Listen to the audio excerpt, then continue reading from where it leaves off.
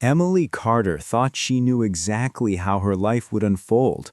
5 years behind the same reception desk, serving the same coffee, smiling the same practiced smile.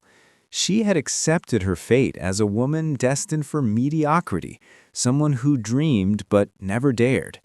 But on a cold November night in Seattle, a disheveled stranger would check into room 237 and shatter everything she believed about herself. What started as a simple act of kindness would spiral into a web of deception, betrayal, and a truth so shocking that it would force Emily to choose between the safety of invisibility and the terrifying freedom of becoming who she was always meant to be. Quick pause. Before we continue, tell us, where in the world are you watching from? If you're enjoying these stories, make sure to hit subscribe, because tomorrow's episode is absolutely mind-blowing. The rain hammered against the glass entrance of the Harrington Hotel with the kind of persistence that only Seattle weather could muster. Emily Carter sat behind the mahogany reception desk, her fingers drumming a rhythmless pattern on the polished wood as she watched the clock tick toward midnight. 5 years. 5 entire years she had occupied this exact spot, checking guests in and out, answering the same questions, solving the same problems, existing in a loop so predictable that she sometimes wondered if she had become part of the hotel's furniture. At 28, Emily had once imagined herself as someone different, someone bold, someone who took risks and chased dreams with reckless abandon.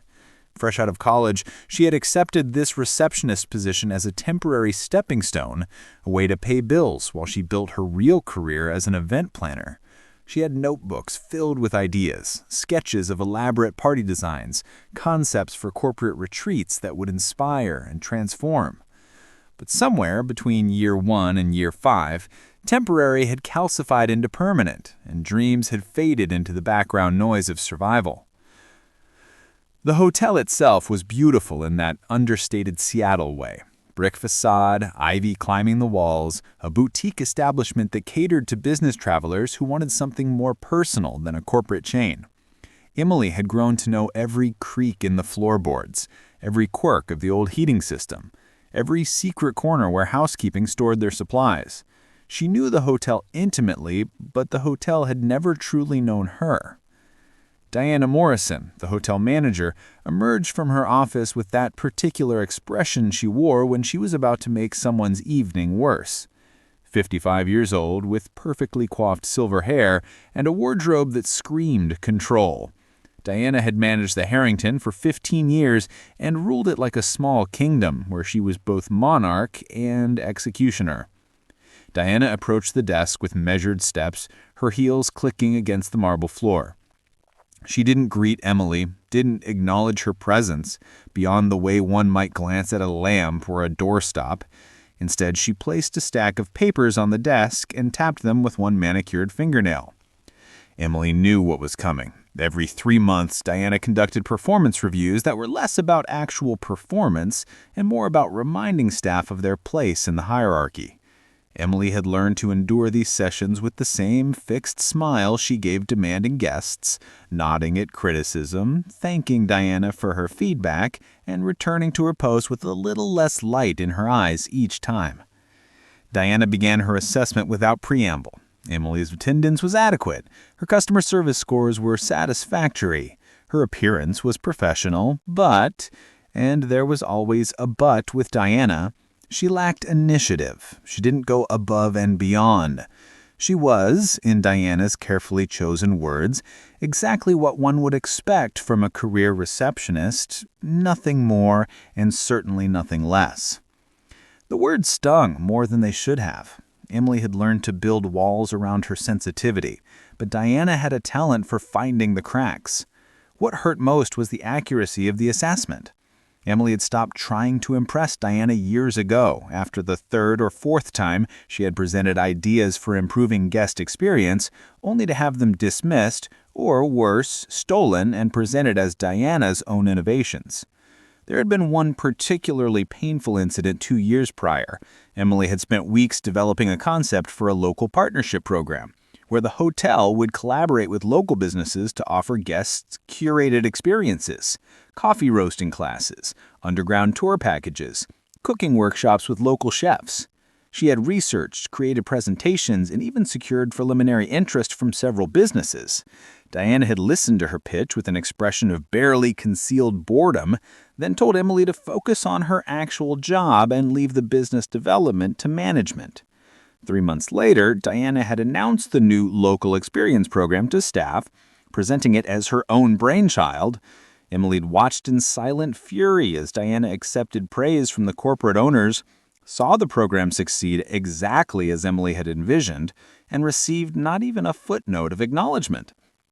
That was the moment Emily's ambition had begun its slow death, suffocating under the weight of futility. Diana concluded the review with a reminder that Emily should be grateful to have stable employment in an uncertain economy, then returned to her office without waiting for her response. Emily sat alone at the desk, feeling the familiar hollow ache of diminishment, wondering at what point she had become so small. The lobby was quiet after Diana left. Most of the hotel's 30 rooms were occupied, but guests were either out for the evening or already settled in for the night. Emily pulled out her phone and scrolled through social media, watching former college friends post about promotions, new apartments, engagement announcements, exotic vacations. She had become skilled at the performance of happiness, liking posts and leaving congratulatory comments, while feeling the growing chasm between their lives and her own stagnation. Her best friend from college, Rachel, had recently launched her third successful marketing campaign for a major tech company. Another friend, Marcus, had just opened his second restaurant. Even her younger sister, Amy, was thriving as a physical therapist with her own practice. Emily had become the person others asked about with that particular tone of concerned pity. Still at the hotel, they would say, as if 5 years was a prison sentence rather than a choice, though Emily was no longer certain it had ever been a choice at all. She kept a sketchbook hidden in the bottom drawer of the reception desk. Sometimes during slow night shifts, she would pull it out and design events she would never plan, spaces she would never create, transformations she would never facilitate. The pages were filled with color swatches, seating arrangements, lighting concepts, menu pairings. Each sketch was a small rebellion against the narrowness of her actual existence, a whispered reminder that somewhere inside the receptionist was the person she had meant to become. Tonight, she didn't pull out the sketchbook. Tonight, the gap between imagination and reality felt too vast to bridge even with fantasy. Instead, she refreshed her email for the dozenth time, checked the reservation system, and resigned herself to 6 more hours of controlled invisibility. The man who checked in at 11:47 p.m. would change everything Emily thought she knew about luck, opportunity, and trust. But as she handed him the key to room 237, she had no idea that this stranger carried secrets that would force her to question every choice she had ever made, and that the biggest betrayal wouldn't come from him at all. The automatic doors slid open, admitting a gust of cold November air and a man who looked like he carried the weight of the entire city on his shoulders. He was tall, mid-30s, wearing an expensive suit that had clearly survived a long day, with dark hair slightly disheveled and exhaustion etched into every line of his face. He dragged a small suitcase behind him and approached the desk with the mechanical movement of someone operating on autopilot. Emily shifted into her professional mode, summoning her practiced warmth. She greeted him, asked for his reservation, and pulled up the booking system. James Mitchell. 1 night, maybe 2, he had indicated when making the reservation. Business traveler. Corporate credit card. Standard king room. Everything about the booking was unremarkable, except for one small detail that Emily noticed. He had booked only 3 hours ago, and his company address was local, Seattle-based. People didn't usually book hotels in their own city unless something was wrong. Emily processed the check-in with efficient pleasantness, explaining the breakfast hours, the Wi-Fi password, the location of the fitness center. James Mitchell responded with minimal words, his mind clearly elsewhere. She assigned him to room 237, a quiet corner room on the second floor with a view of the city lights. As she handed him the key card, their eyes met briefly, and Emily saw something in his expression that she recognized intimately. The look of someone drowning in a life that was supposed to be perfect. He took the key card, thanked her with automatic courtesy, and headed toward the elevators. Emily watched him go, feeling an unexpected pang of connection. She had become skilled at reading guests, at understanding the stories written in their body language and booking patterns. Business travelers were usually brisk and efficient. Tourists were excited or tired. But people who booked local hotels at the last minute were running from something, even if that something was just the overwhelming noise of their own lives. Emily returned to her post, completing the check-in paperwork and noting the reservation in the system. The lobby settled back into its late-night stillness, the kind of quiet that made the building feel like a ship floating through darkness. She had 3 more hours until her shift ended at 3 a.m., when the night auditor would take over for the handful of hours until the morning receptionist arrived. Around 1:30 in the morning, Emily was reviewing the next day's arrivals when movement in her peripheral vision caught her attention. James Mitchell had returned to the lobby, no longer in his suit, but wearing dark jeans and a sweater, looking somehow even more exhausted than when he had checked in. He wasn't heading for the exit or approaching the desk. Instead, he had settled into one of the leather chairs in the corner of the lobby, laptop open, staring at the screen with an expression of such profound defeat that Emily felt compelled to intervene. She waited a few minutes, watching him from the desk. He didn't type, didn't move, just stared at whatever was on that screen, as if it held the answers to questions he didn't know how to ask. Emily had been trained to respect guest privacy, to maintain professional distance, but something about the scene troubled her. She had learned to recognize the signs of someone in crisis, and James Mitchell was displaying every one of them. Emily stepped out from behind the desk and approached him carefully, keeping her demeanor professional but approachable. She asked if everything was all right with his room, if he needed anything, if there was something the hotel could provide to make his stay more comfortable. James looked up at her as if surprised to find himself still in the physical world, as if he had been so deep in his own thoughts that the presence of another human was jarring. He assured her the room was fine, everything was fine. He just couldn't sleep, he said, and thought he might get some work done in the lobby. Emily nodded with understanding, prepared to return to her post, but something made her pause. Perhaps it was the lateness of the hour when normal social barriers felt thinner. Perhaps it was the recognition of kindred desperation. Perhaps it was simply that she was tired of performing indifference. Emily mentioned that she had noticed his laptop was displaying what looked like an event planning website, a detail she had caught in her approach. James glanced at his screen as if he had forgotten what he was looking at. Then something shifted in his expression. He asked how she knew about event planning, and Emily felt a small thrill of being seen, being recognized as something more than a receptionist. She explained that it was something she was interested in, had studied in college, though she was careful not to reveal the depth of her abandoned dreams. James's attention sharpened, and he gestured to the chair across from him, an invitation. Emily hesitated, mindful of Diana's earlier criticism about spending too much time with guests, but the lobby was empty, and something about this moment felt important in a way she couldn't articulate. She sat down, and James turned his laptop toward her. On the screen was a planning platform for corporate events, with half-completed forms for what appeared to be a large company retreat. He explained, with the careful distance of someone confessing without vulnerability, that he ran a tech startup that had grown rapidly over the past 3 years. They had gone from 12 employees to nearly 200, had secured major funding, had achieved every milestone that was supposed to indicate success. But somewhere in the expansion, they had lost the culture that made the company special, the connection that made people excited to come to work. The board had insisted on a company retreat, something to rebuild morale and restore the innovative spirit that had driven their early success. James had been tasked with organizing it, but he had discovered that he had absolutely no idea how to create meaningful human connection anymore.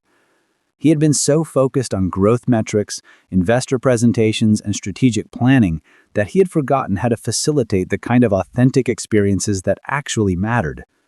The retreat was supposed to happen in 6 weeks, and he was paralyzed by the enormity of creating something real instead of just another corporate obligation.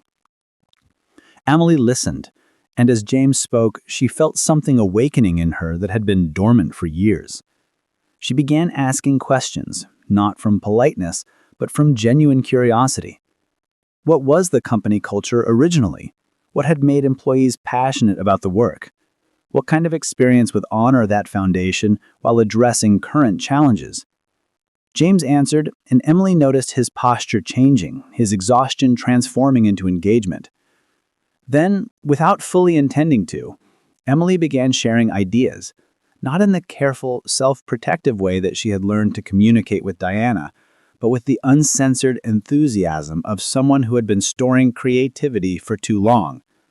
She talked about creating experiential exercises that would rebuild trust, about designing breakout sessions that honored individual contribution while fostering collective purpose, about incorporating elements of the Pacific Northwest environment to ground the experience in something authentic and memorable.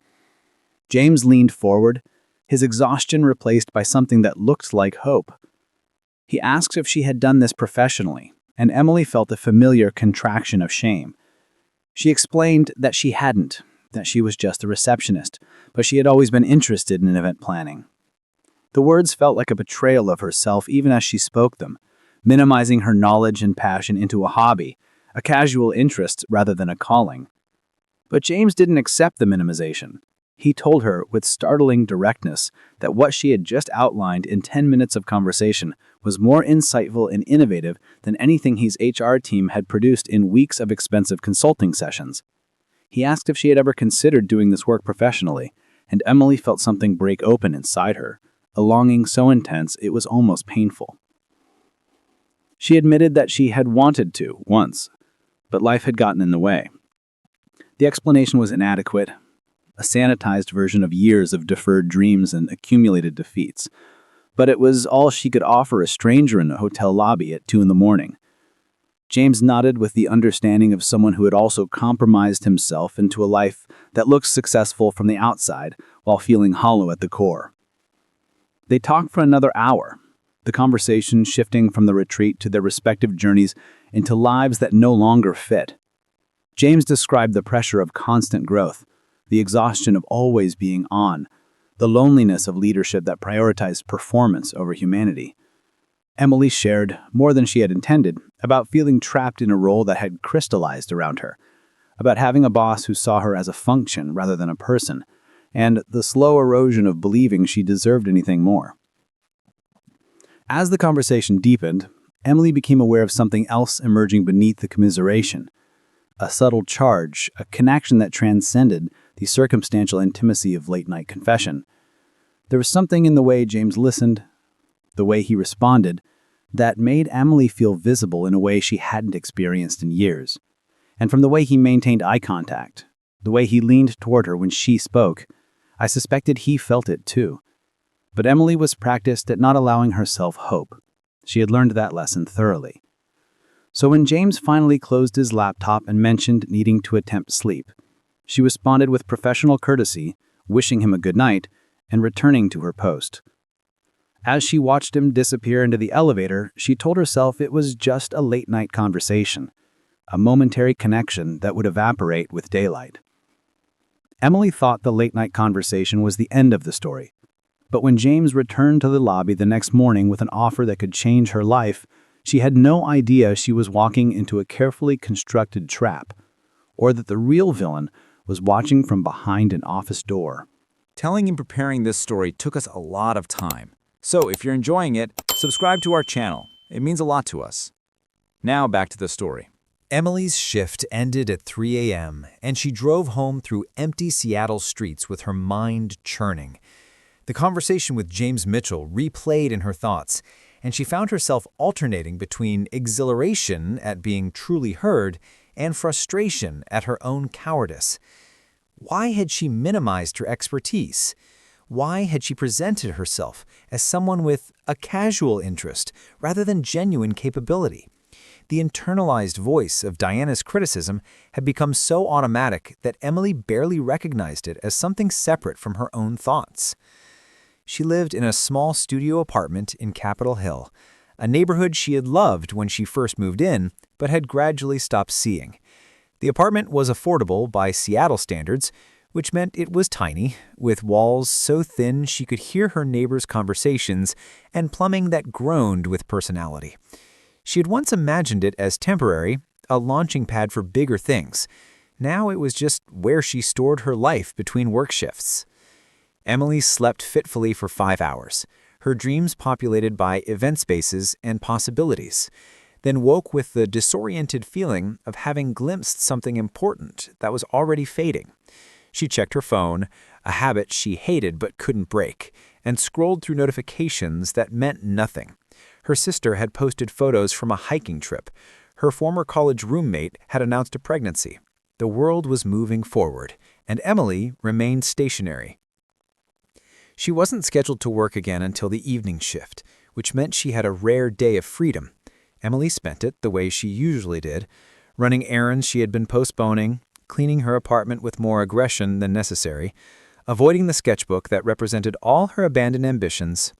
But throughout the mundane activities, her mind kept drifting back to James Mitchell and the conversation that had felt like a door opening to a room she had forgotten existed. That evening, Emily returned to the Harrington Hotel with mixed feelings. Part of her hoped James had checked out already, had returned to his life and forgotten their late-night exchange.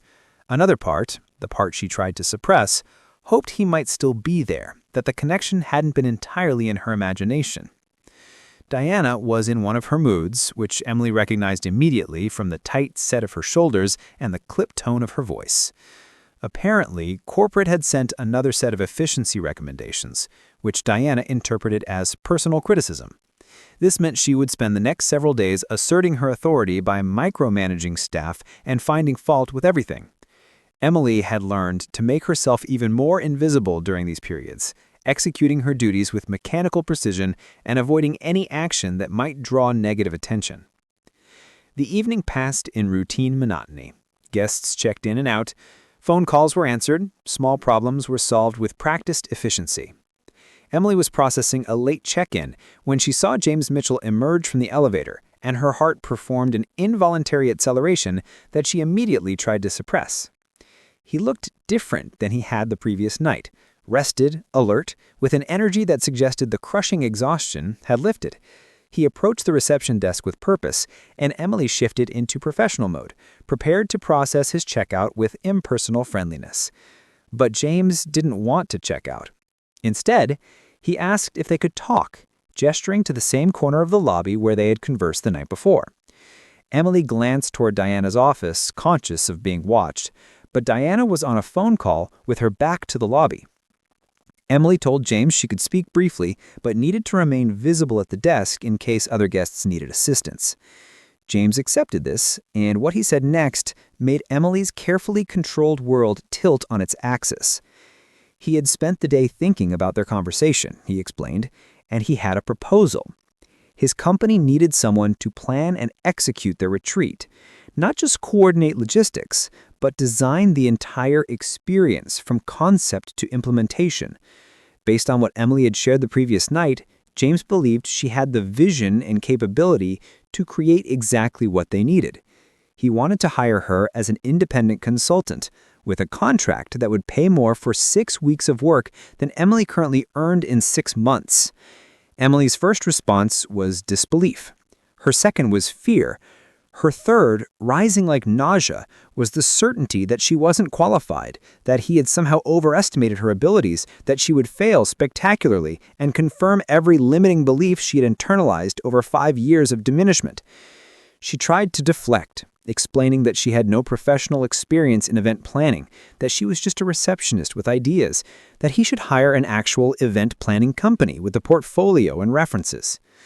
But James countered every objection with startling confidence in her abilities. He didn't want a traditional event planning company. They had already consulted with 3 firms, and all had presented generic corporate retreat templates that would have been predictably forgettable. What Emily had articulated in 10 minutes of spontaneous conversation had more authenticity and insight than anything the professionals had offered. Emily felt like she was standing on the edge of a cliff, and James was inviting her to jump. Everything she had wanted was suddenly being offered, and she was paralyzed by the terror of possibility.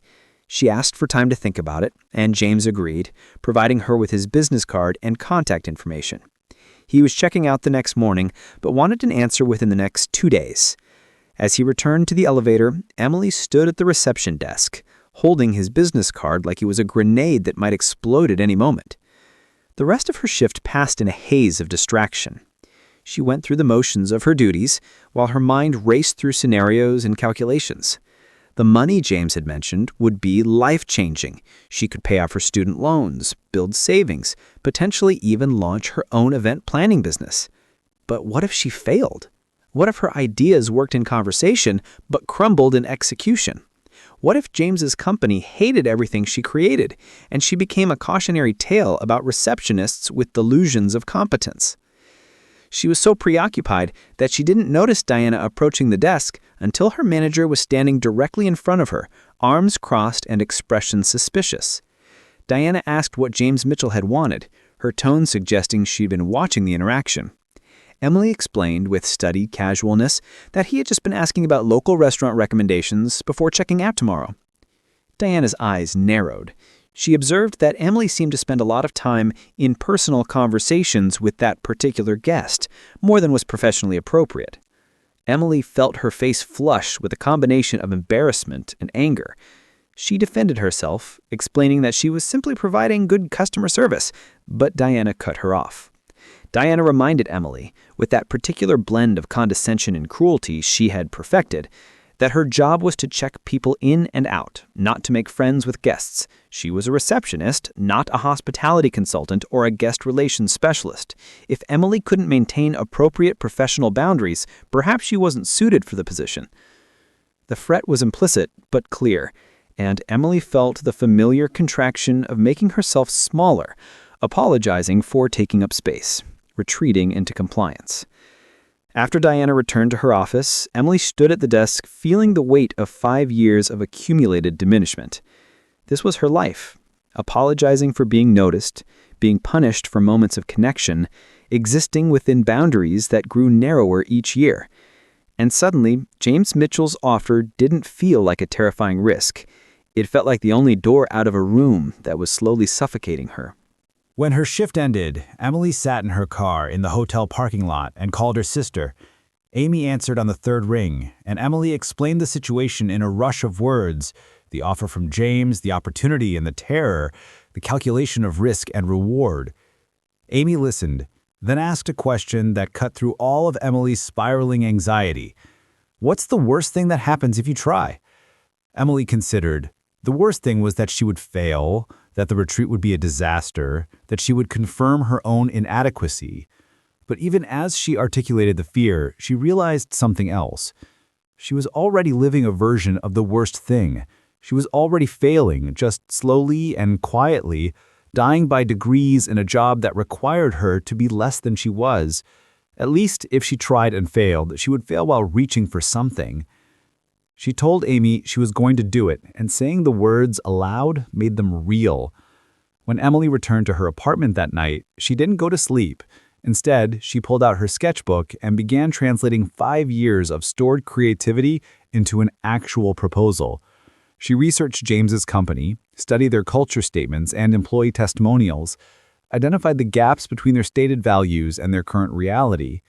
She designed sessions and activities, crafted an experience that would be challenging and meaningful, that would honor the participants while pushing them toward growth.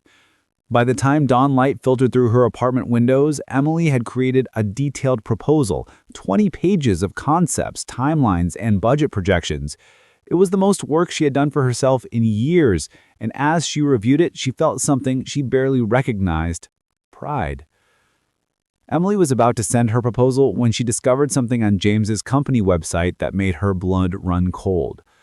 But before she could process what she'd found, Diana called her into the office with news that would force Emily to choose between her dreams and her survival. Emily sent her proposal to James at 8 a.m., then immediately spiraled into panic. She reread the document a dozen times, finding flaws and inadequacies she hadn't noticed during creation. The activities suddenly seemed juvenile. The budget projections were probably too high. The whole concept was likely tone-deaf to what corporate culture actually needed. She considered sending a follow-up email apologizing for wasting his time. But before she could compose it, James responded. His email was brief but enthusiastic. The proposal was exactly what he had hoped for, and more. He wanted to move forward immediately with a contract and a deposit to secure her services. He would have his attorney draft the agreement that day and send it over for her review. Could they meet tomorrow to finalize details? Emily read the email 3 times, waiting for the catch, the condition, the reveal that this was somehow a misunderstanding. But the offer remained real and tangible. She responded affirmatively, trying to match his professional tone while her hands literally shook with excitement and terror. For the next 24 hours, Emily existed in a state of suspended animation between her current life and the one that was materializing. She went to work at the hotel, performing her duties with mechanical efficiency while her mind was entirely elsewhere. She reviewed the contract James's attorney sent over. It was straightforward, generous, with clear deliverables and payment schedules. Everything was happening so fast that she barely had time to process the magnitude of the change. She was scheduled to meet James at a coffee shop near the hotel to sign the contract and discuss next steps.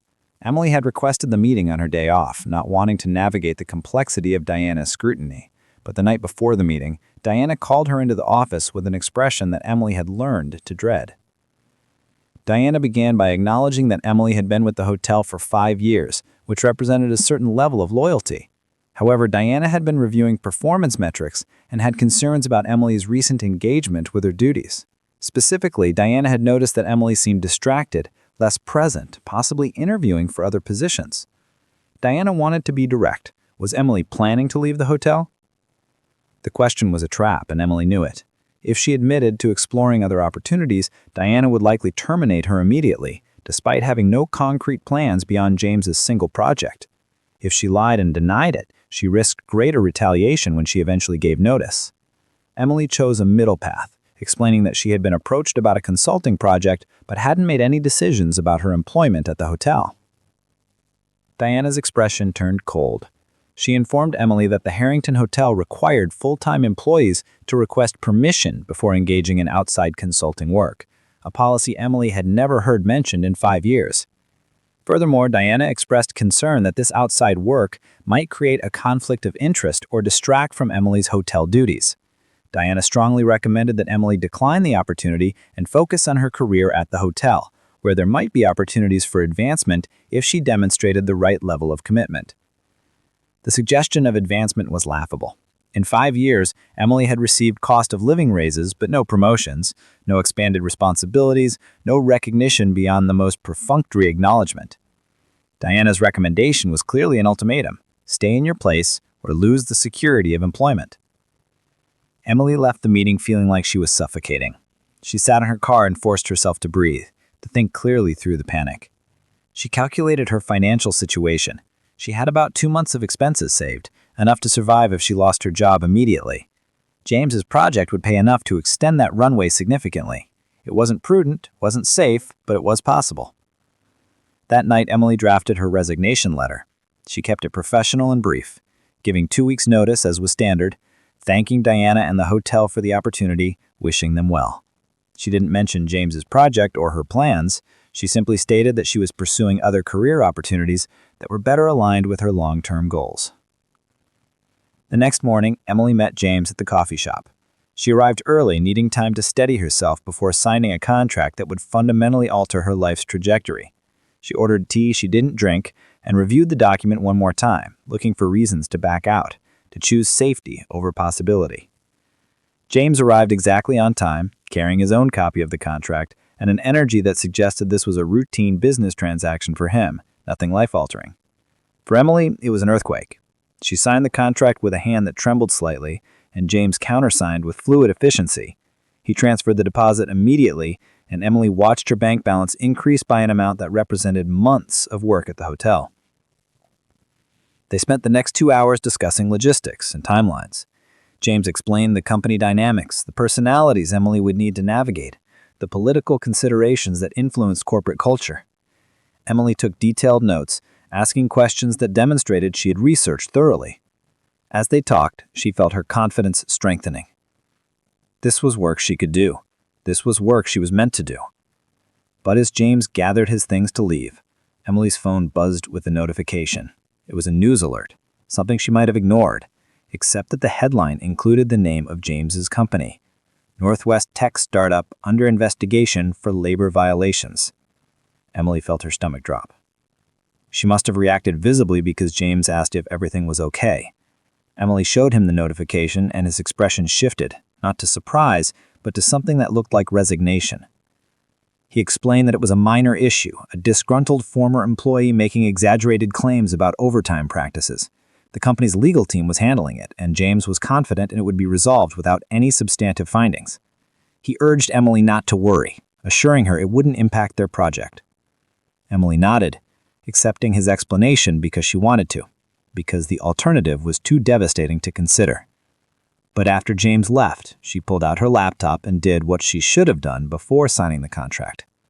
She researched thoroughly. What she found made her blood run cold. The investigation wasn't minor. Multiple employees had come forward with allegations that the company had systematically classified people as exempt to avoid paying overtime, had created a culture where working 70-hour weeks was expected but not compensated, had retaliated against employees who complained about working conditions. The company James had described as losing its innovative spirit had allegedly lost it by grinding employees into exhaustion while prioritizing growth metrics over human welfare. Emily sat in the coffee shop, contract signed, deposit received, and felt the world she had been constructing collapse. She had been so focused on her own opportunity that she hadn't done due diligence. She had been so desperate to escape her circumstances that she had ignored warning signs. And now she was contractually committed to planning a retreat for a company that might be exploiting the very employees the retreat was meant to inspire. She drove to the hotel for her evening shift in a state of numb shock. Diana was already suspicious about her distraction. The last thing Emily needed was to give her manager more ammunition. But as Emily went through the motions of checking in guests and answering phones, her mind was entirely elsewhere, trying to figure out how she had ended up in a situation where every choice seemed wrong. During a quiet moment, Emily pulled out her phone and texted her sister. "I think I made a huge mistake." Amy called immediately, and Emily stepped into the back office to explain what she had discovered. Amy listened, then asked practical questions. Had James misrepresented the company? Not exactly. He had framed their culture problems as a loss of connection, which wasn't technically false. Were the allegations proven? Not yet. It was still under investigation. Did Emily have grounds to break the contract?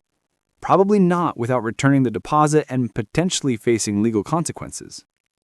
Amy's advice was pragmatic. Finish the research, get all the information, then decide. Don't panic based on allegations that might not be substantiated. But also trust her instincts.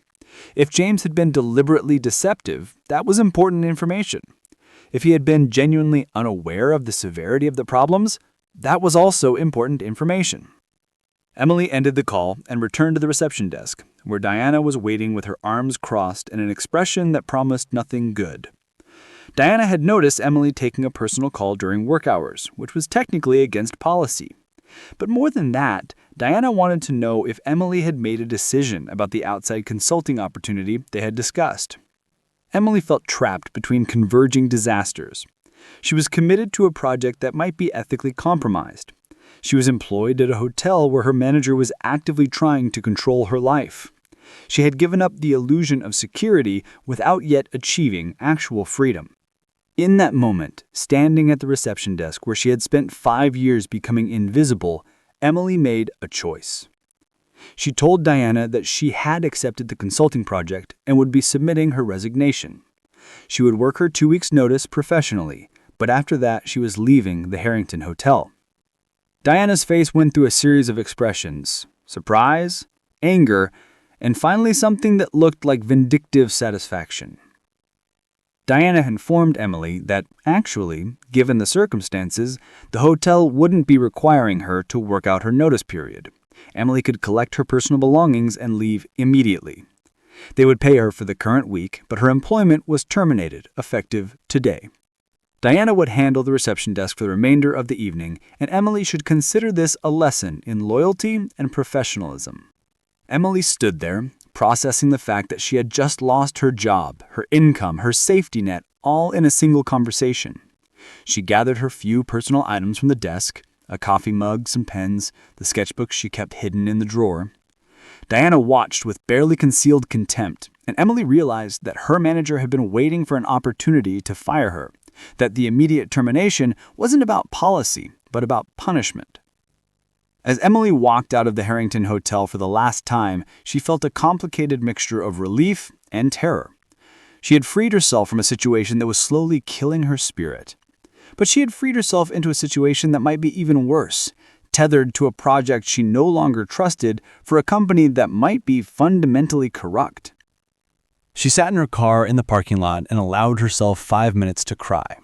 Not from sadness exactly, but from the overwhelming weight of change. From the terrifying freedom of having burned every bridge without being certain there was solid ground on the other side. When the 5 minutes were up, Emily dried her face, started her car, and drove home to figure out what came next. Emily was ready to walk away from James' project until she discovered the real reason behind the company's culture crisis. The truth would force her to make an impossible choice: expose what she learned and lose everything, or stay silent and become complicit in a deception that was destroying lives. Emily spent the next 48 hours in intensive research mode. She created spreadsheets documenting the allegations against James's company, cross-referenced employee reviews on multiple platforms, tracked down articles and blog posts from people who had worked there. What emerged was a picture more complex than the initial news alert had suggested. The company, Mitchell Innovations, had indeed cultivated a culture of extreme overwork, but the pattern wasn't uniform. The violations seemed concentrated in specific departments under specific managers. Engineering teams worked brutal hours, while marketing and design teams reported more reasonable schedules. Several employees praised James personally, describing him as genuinely caring but overwhelmed by rapid growth. Others described him as absent, disconnected from the reality of what was happening in his own company.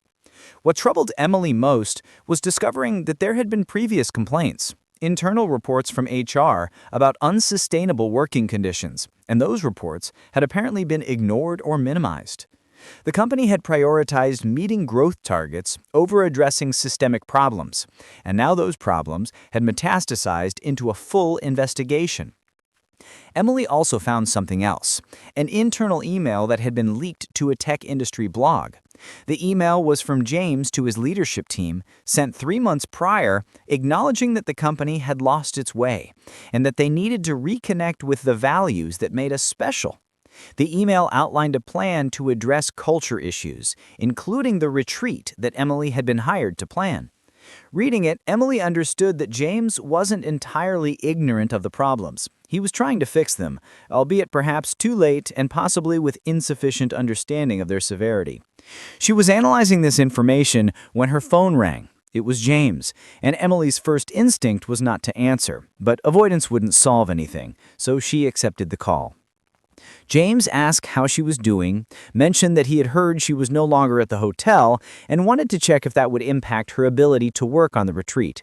His tone was casual, as if Emily's sudden unemployment was a minor logistical consideration rather than a life-altering event. Emily felt a flash of anger at his obliviousness, but channeled it into directness. She told him she needed to discuss the allegations against his company, that she had discovered information that gave her serious concerns about the project. There was a long pause on James's end, and when he spoke again, his tone had shifted entirely.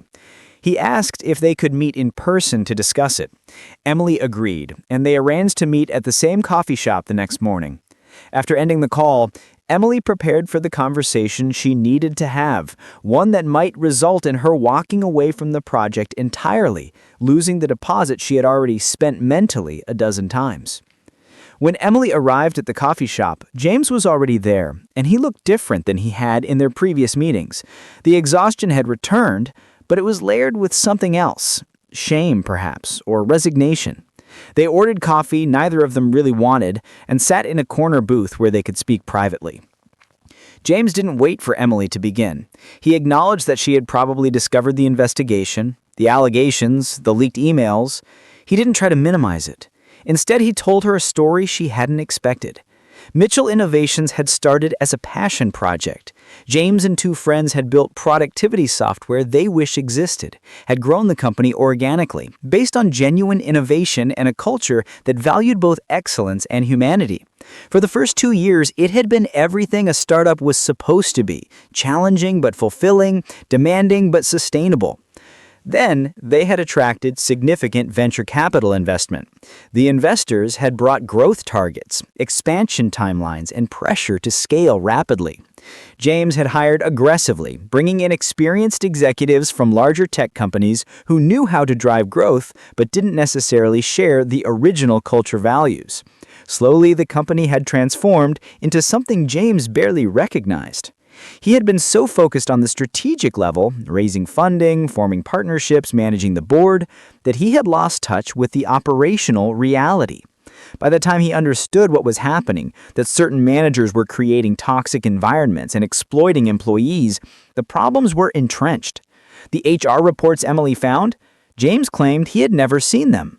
His VP of operations had been filtering information, presenting only the metrics that suggested success, while burying evidence of culture collapse. When the allegations became public, James had finally conducted a thorough internal audit. What he discovered horrified him. Employees working 80-hour weeks while classified as exempt. Managers retaliating against people who complained. A systematic pattern of exploitation that violated both policy and law.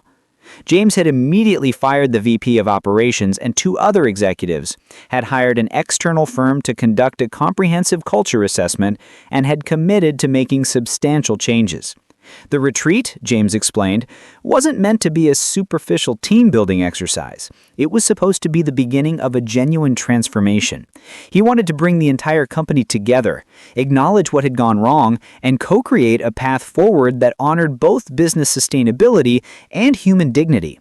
He had hired Emily because her proposal had captured that intention in a way that no corporate event planner could.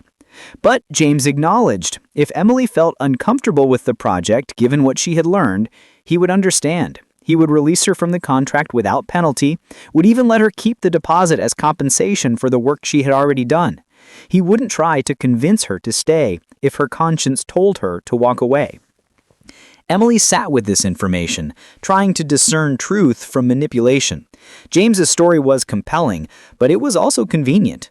She had learned in 5 years with Diana that people skilled at wielding authority were also often skilled at narrative construction, at framing their actions in whatever light served their purposes.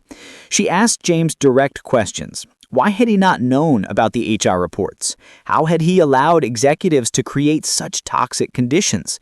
Why should employees believe that this retreat represents genuine change rather than damage control? James answered each question, and his responses had the texture of honesty, complicated, self-critical, without neat resolution. Emily realized she was facing a fundamental decision that went beyond a single project. She could walk away, protecting herself from potential complicity in a flawed system, or she could engage, using her skills to facilitate a process that might genuinely help, while accepting the risk that she could be wrong about James's intentions. She told James she needed 24 hours to decide. He agreed without hesitation, and they parted with an understanding that the next day would bring either a renewed commitment or a clean break. Emily spent that day talking to people. She called her sister, her former college mentor, even a friend who worked in HR at a different tech company. She explained the situation and asked for perspectives. The advice was split. Some people urged caution, warned her about the reputational risk of being associated with a company under investigation. Others suggested that if James was genuinely trying to fix systemic problems, someone with integrity planning the retreat was exactly what the situation needed. But the conversation that mattered most happened unexpectedly. Emily had reached out to an online community for event planners, posting an anonymous question about ethical considerations when working with companies facing allegations. One respondent sent her a private message, identifying herself as a former Mitchell Innovations employee who had been part of the group that filed the initial complaints. Emily called her immediately. The woman, whose name was Sarah, had worked in the engineering department for 18 months before leaving due to burnout. She described the culture as crushing, with managers constantly pushing for more output while providing insufficient resources. But when Emily asked about James specifically, Sarah's response was nuanced. She had never worked directly with James, but her impression was that he was genuinely unaware of the conditions in many departments. The managers he had trusted had created a deliberate information barrier, showing James only success metrics while hiding the human cost. When the allegations became public, James had then conducted a thorough internal audit. Sarah said he had personally called several of the complainants to apologize and ask what needed to change. Her anger was directed not at James, but at the executives who had exploited employees while insulating the CEO from accountability. Sarah told Emily something that shifted her perspective entirely. The employees weren't looking for punishment or revenge. They wanted substantive change. They wanted the company to become what it had promised to be when they first joined. If James was genuinely committed to transformation, if the retreat was designed to facilitate real conversation and co-creation rather than performative reconciliation, then it could actually matter. After that conversation, Emily made her decision. She called James and told him she would complete the project but with conditions. She wanted direct access to employees, including those who had filed complaints. She wanted the retreat designed to include structured opportunities for people to voice grievances and contribute to solutions, and she wanted James's commitment that the retreat would be the beginning of sustained change, not a one-time event meant to appease critics. James agreed to every condition without hesitation. They revised the contract to include these provisions, and Emily returned to work on the retreat with renewed purpose. This wasn't just about her career anymore. It was about facilitating a process that might actually improve people's lives. Over the next 4 weeks, Emily worked harder than she'd ever worked. She conducted interviews with employees across all departments, listening to their experiences and incorporating their insights into the retreat design. She collaborated with the new HR director to ensure activities aligned with substantive policy changes the company was implementing. She designed sessions that would be challenging and potentially uncomfortable, creating space for difficult conversations about power, accountability, and culture. The retreat was scheduled to take place at a conference center in the San Juan Islands, a location Emily had chosen specifically because the natural environment would create both beauty and isolation, forcing participants to be fully present. She coordinated every detail, from the arrival logistics to the meal planning to the facilitation guides for breakout sessions. Diana had been right about one thing. Emily was good at her job. But her job wasn't being a receptionist. Her job was creating experiences that transformed how people understood themselves and each other.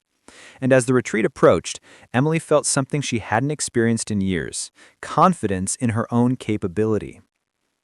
2 days before the retreat, Emily was finalizing materials in her apartment when she received an unexpected email. It was from Diana, her former manager at the Harrington Hotel. The subject line read, "We need to talk." Emily's first instinct was to delete it without reading. Diana no longer had any authority over her life. But curiosity won, and she opened the message. What she read made her hands start shaking. Diana's email claimed that she had information about James Mitchell that Emily needed to know. Diana suggested they meet in person, hinting that what she had to share could significantly impact her project. The tone was simultaneously threatening and tantalizing, classic Diana manipulation. Emily almost dismissed it as her former manager's attempt to reassert control. But something about the email's phrasing troubled her. Diana mentioned having spoken with someone from Mitchell Innovations, having learned things about James's true intentions for the retreat. The implication was that Emily was being deceived, that the project was not what it appeared to be. Against her better judgment, Emily agreed to meet Diana at a restaurant near the hotel. She told herself it was simply to put any remaining doubts to rest, to confirm that Diana was just trying to sabotage her success. But underneath the rationalization was a thread of genuine worry. What if Diana actually knew something important? The meeting with Diana would reveal a conspiracy that shattered everything Emily believed about James, trust, and her own judgment. But the real betrayal was something far more personal, and it had been hiding in plain sight since the moment James checked into room 237. Emily arrived at the restaurant early, needing to establish whatever small sense of control she could. Diana appeared exactly on time, dressed in her usual armor of professional perfection, and settled into the booth across from Emily with an expression that managed to be simultaneously sympathetic and superior. Diana began by acknowledging that their professional relationship had been strained, but she wanted Emily to understand that she was reaching out now from genuine concern. Emily waited, skeptical but attentive, for whatever information Diana claimed to possess. Diana explained that a few days after Emily's abrupt departure from the hotel, a woman had come to the Harrington looking for information about James Mitchell's stay. The woman had identified herself as someone from Mitchell Innovation's board of directors. She had been trying to track James's recent activities and had discovered he had stayed at the hotel during a period when he was supposed to be at a business conference in San Francisco.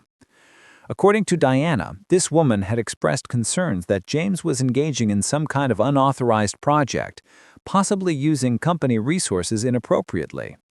She had asked questions about James's interactions with hotel staff, and Diana, recognizing Emily from the description, had mentioned that James had spent significant time in conversation with the former receptionist. The board member had been very interested in this information. She had asked for Emily's full name and contact details, which Diana had provided. Then she had shared something that, according to Diana, Emily needed to know. James Mitchell had a pattern of identifying vulnerable people, offering them opportunities that seemed transformative, and then exploiting their work without proper compensation or credit. Diana claimed that the board member had described at least 3 previous instances where James had hired consultants for significant projects, then used their work while finding contractual technical tallies to avoid full payment. The retreat project, Diana suggested, might be another example of this pattern. James might be planning to use Emily's work to rehabilitate the company's reputation, then find a way to terminate the contract before final payment. Emily listened to this narrative with growing discomfort. Something about it felt wrong, but she couldn't immediately identify what. Diana's story had internal consistency, and the board member's concerns weren't entirely implausible. But the timing felt suspicious, and Diana's sudden concern for Emily's welfare was wildly out of character. Emily asked for the board member's name and contact information, wanting to verify the story directly. Diana claimed she didn't have that information readily available, but could try to locate it. She urged Emily to consider very carefully whether she trusted James Mitchell, whether she had done sufficient due diligence, whether she was willing to risk her reputation and financial stability on someone she had known for only a few weeks. The conversation continued for another 20 minutes, with Diana alternating between expressions of concern and subtle implications that Emily was naive, that she was repeating her pattern of making poor professional decisions. By the time they parted, Emily felt a familiar sense of diminishment, the old sensation of being reduced to someone incompetent and foolish. She sat in her car after the meeting, trying to process what she had heard. The rational part of her brain recognized that Diana had a vested interest in Emily's failure, that undermining her former employee's success would validate Diana's own narrative about Emily's limitations. But the irrational part, the part shaped by years of systematic criticism, wondered if Diana might be right. Emily called her sister, explained the meeting, and asked for Amy's honest assessment. Amy's response was immediate and sharp. Diana was manipulating her. The story about a board member was almost certainly fabricated, and even if someone had approached Diana, the version she was presenting was designed to create maximum anxiety and self-doubt. Amy urged Emily to do what she should have done from the beginning: verify everything. Contact Mitchell Innovations directly, speak with the actual board members, confirm whether any such inquiry had taken place. Don't let Diana's narrative reshape reality when Emily had the ability to discover the truth herself. Energized by Amy's clarity, Emily spent the next several hours conducting research. She identified the members of Mitchell Innovation's board of directors from public filings and the company website. None of them matched the vague description Diana had provided. She emailed James explaining the situation and asking if anyone from the board had been investigating his activities or asking about external consultants. James responded within an hour, and his message was illuminating.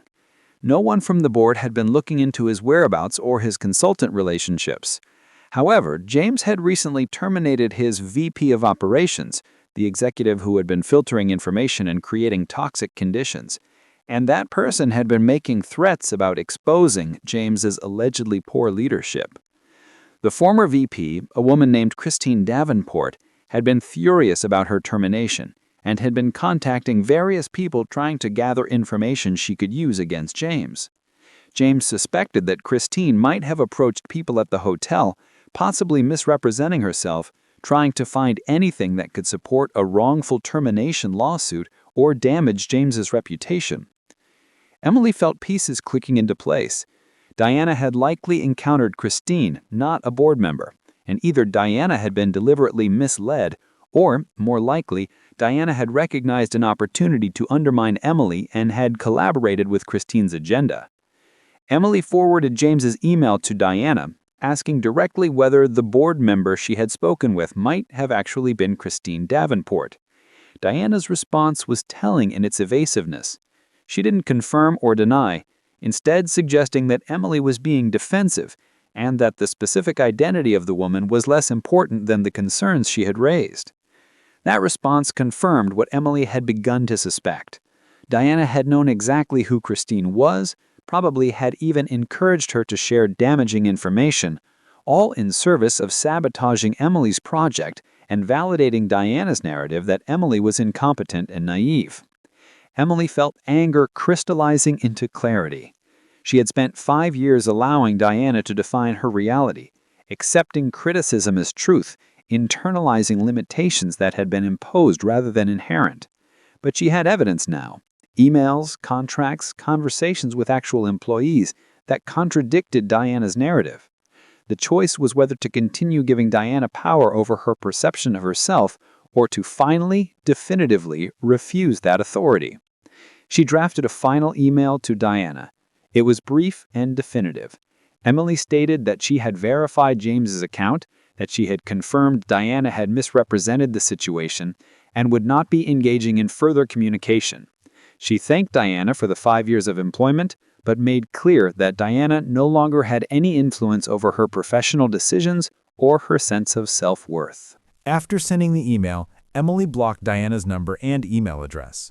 The action felt simultaneously petty and profound, a small digital gesture that represented a fundamental reclamation of autonomy. With that distraction resolved, Emily returned to final preparations for the retreat.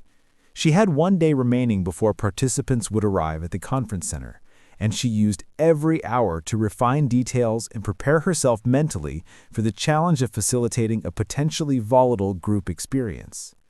The retreat began on a Friday morning. Emily arrived at the San Juan Islands Conference Center at dawn, coordinating with staff to ensure every element was precisely arranged. As employees from Mitchell Innovations began arriving throughout the morning, Emily watched their expressions: skepticism, curiosity, exhaustion, hope, and understood the weight of what she was attempting. James arrived mid-morning and sought Emily out immediately. He looked nervous, which Emily found oddly reassuring. If he had been perfectly confident, it would have suggested he didn't fully grasp what the next 2 days might surface. His nervousness indicated he understood the stakes. The retreat began with an opening session where Emily established ground rules for engagement: honesty over politeness, inquiry over assumption, accountability over defensiveness. She then facilitated a series of activities designed to surface the reality of people's experiences without devolving into personal attacks or unproductive venting. The first day was brutally difficult. Employees shared stories of overwork, of feeling dehumanized, of managers who treated them as resources to be extracted rather than people to be valued. James listened, and Emily watched him absorb each testimony with visible impact. He didn't defend or explain, just listened and acknowledged. But something unexpected also emerged. Employees began sharing stories of moments when the company had lived up to its values, times when they had felt genuinely supported and inspired. The engineering team described the early days when everyone had worked hard, but had also felt ownership and pride. The design team talked about projects where they had been given creative freedom and adequate resources. A pattern became clear. The problem wasn't the company's foundation, but what had been built on top of it without sufficient attention to sustainability. On the second day, Emily facilitated sessions where employees and leadership co-created commitments for how the culture would change. They developed specific, measurable policies around work hours, compensation, and accountability. They established new feedback mechanisms that would prevent information from being filtered or suppressed. They created a charter that defined non-negotiable values and the behaviors that would honor or violate those values. James participated in these sessions not as the CEO dictating terms, but as one voice among many, and Emily watched him transform in real time. He apologized directly to employees who had been harmed by the culture his inattention had allowed to develop. He committed to specific actions he would take personally to ensure the changes were sustained. And perhaps most importantly, he acknowledged that trust would need to be rebuilt through consistent behavior over time, not through a single event. By the end of the retreat, something had shifted. The atmosphere wasn't magically healed. There was still skepticism, still hurt, but there was also possibility. Employees left the conference center with something they hadn't had before, a voice in shaping what came next, and evidence that their CEO was willing to listen. As participants departed, James found Emily in the now empty conference room where they had done so much difficult work. He was exhausted, but also lighter somehow, as if he had been carrying weight he didn't know how to set down. He thanked Emily, but not in the performative way of a satisfied client. He thanked her for pushing him, for designing experiences that had been uncomfortable and necessary, for refusing to let the retreat be a superficial exercise in crisis management. He told her that she had a genuine gift for facilitating transformation, and he hoped this was just the beginning of her work. Then James said something that surprised Emily entirely. He mentioned that several board members had heard about the retreat and its impact, and they were interested in bringing Emily in to work with other portfolio companies that were facing similar culture challenges. If she was interested in building an actual consulting practice, James would make introductions and provide references. Emily stood in that conference room, surrounded by the evidence of work she had done, and felt something she had almost forgot was possible: pride. Not the defensive pride of proving critics wrong, but the quiet pride of having done something difficult and meaningful well. She told James, yes, she was interested in building a practice. She was ready to do this work at a scale that could actually matter. 3 months after the retreat, Emily sat in her new office, a small rented space in Capitol Hill with a view of the city, and reviewed her client list. She had worked with 4 companies since Mitchell Innovations, each engagement building her reputation and expanding her network. The work was demanding and sometimes emotionally exhausting, but it was hers in a way nothing had ever been before. James had been true to his word about making introductions. 2 of Emily's new clients had come through his references.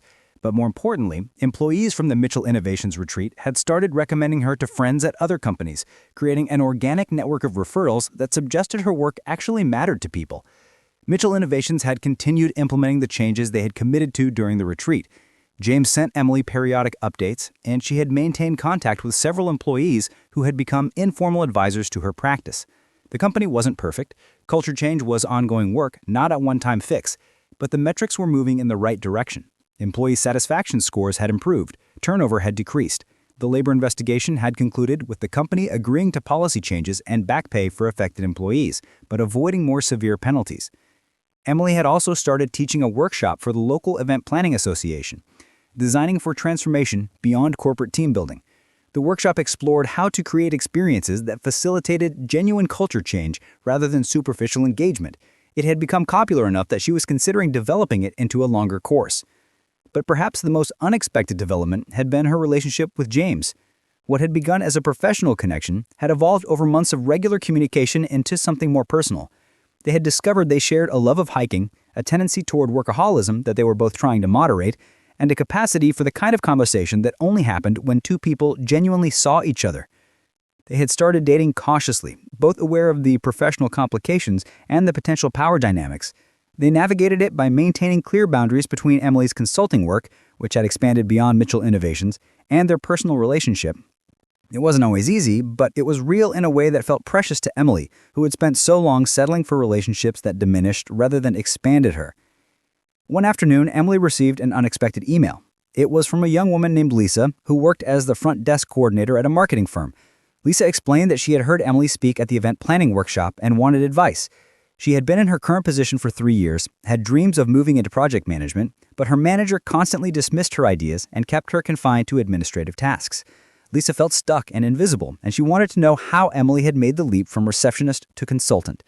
Emily read the email with a complicated mixture of recognition and compassion. She saw her younger self in Lisa's message, the longing for more, the fear of remaining trapped, the question of whether dreams were realistic or delusional. She drafted a response that took her an hour to write because she wanted to offer something genuinely useful, not platitudes or false promises. Emily told Lisa the truth, that making the leap was terrifying, that she almost talked herself out of it multiple times, that the path hadn't been linear or clean. But she also told Lisa that the alternative, staying in a role that required her to be smaller than she was, had its own costs that accumulated over time, eroding confidence and possibility until even imagining something different became difficult. Emily shared what she wished someone had told her 5 years ago, that the voice telling you you're not qualified, not ready, not enough is often the internalized voice of people who benefited from your staying small. That risk doesn't mean recklessness. It means doing your research, building your skills, and then betting on yourself even when the outcome isn't guaranteed. That failure is actually less devastating than the slow death of never trying. But most importantly, Emily told Lisa, you have to stop waiting for permission from people who will never grant it. Diana never validated Emily's capabilities because Diana needed Emily to remain a receptionist who accepted limitations. The only permission that mattered was the permission Emily gave herself to pursue work that aligned with her skills and values. Emily suggested specific steps Lisa could take, building a portfolio of project management work even within her current role, taking online courses to formalize skills, networking with people in her desired field, saving financial runaway to create breathing room for transition. She also offered to meet for coffee to share her experience more fully, to be for Lisa what Emily wished she had had during those years of stagnation. After sending the email, Emily sat at her desk and reflected on how far she had traveled in 3 months. The journey hadn't been about escaping one specific job or one specific manager. It had been about reclaiming agency over her own story, about refusing to accept others' limitations as her reality. She thought about Diana sometimes, wondered if her former manager ever questioned the narrative she had constructed about Emily's incompetence. Probably not. People like Diana rarely examine their own role in others' diminishment. But Emily had learned something important. Diana's opinion of her was just that, an opinion, not an objective truth that required Emily's acceptance. She thought about James and the complicated path that had brought them together. A late-night conversation in a hotel lobby, a contract signed with trembling hands, a project that had forced Emily to confront questions about ethics and integrity. If James had been who Diana claimed he was, a manipulator exploiting vulnerable people, Emily's story would have ended very differently. But the truth had been more nuanced, and Emily's willingness to engage with that complexity rather than retreating into protective cynicism had created opportunities she couldn't have imagined. The core lesson Emily had learned, the one she tried to carry into every client engagement and every mentoring conversation, was this. People become complicit in their own diminishment, not because they're weak, but because systems of power are designed to make subordination seem like safety. Diana hadn't been uniquely evil, she was just someone who had learned to wield authority through control and diminishment. And Emily had been someone conditioned to accept that treatment as normal. Breaking free hadn't required Emily to become someone fundamentally different, it had required her to stop performing the smallness that made others comfortable, and to trust that her capabilities deserved space in the world. The skills she used in her consulting practice, listening deeply, designing thoughtful experiences, facilitating difficult conversations, were skills she had been developing for years. She just hadn't been in an environment that recognized them as valuable. Emily's phone buzzed with a text from James. "Dinner tonight? I found this new ramen place you'll love." She smiled and responded affirmatively, appreciating the normal domesticity of the exchange after months of intensity. As she prepared to close her laptop for the day, Emily pulled up a photo from the Mitchell Innovations Retreat. It showed the group in one of the small breakout sessions, people leaning forward in engaged conversation, expressions serious but not defeated. Emily remembered that particular session. They had been discussing what accountability meant in practice, how to distinguish it from punishment. She had been scared to facilitate that session, worried that it would devolve into recrimination. But she had trusted the design she had created, had trusted the participants to engage honestly if given the right structure. And they had. Not perfectly, not without discomfort, but authentically. That photo represented what Emily had learned to value, not the absence of difficulty, but the willingness to engage with it, not perfect certainty, but informed courage, not other people's validation, but her own clear sense of purpose. Emily Carter had spent 5 years believing she was just a receptionist who dreamed of more. But she had never been just anything. She had always been someone capable of profound work. She had just needed to stop accepting others' insistence that profound work wasn't for people like her. The guest in room 237 hadn't given Emily anything she didn't already possess. James had simply seen what was already there and reflected it back to her, clearly enough that she couldn't keep denying it. But the real transformation had been Emily's decision to bet on her own capabilities even when the outcome was uncertain, to risk failure in pursuit of purpose rather than accepting safety in service of diminishment.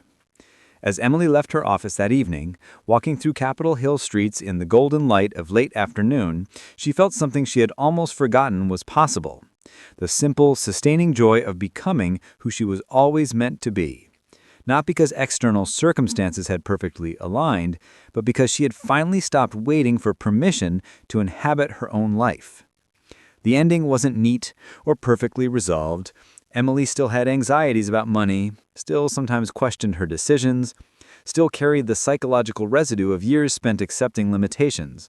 But she also had something Diana could never take away: evidence that she was capable of meaningful work and the courage to keep choosing possibility over safety.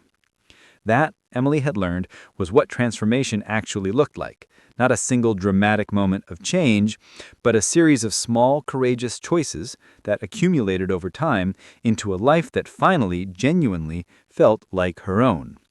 The end. Up next, 2 more incredible stories are waiting for you right on your screen. If you enjoyed this one, you won't want to miss these. Just click to watch and don't forget to subscribe.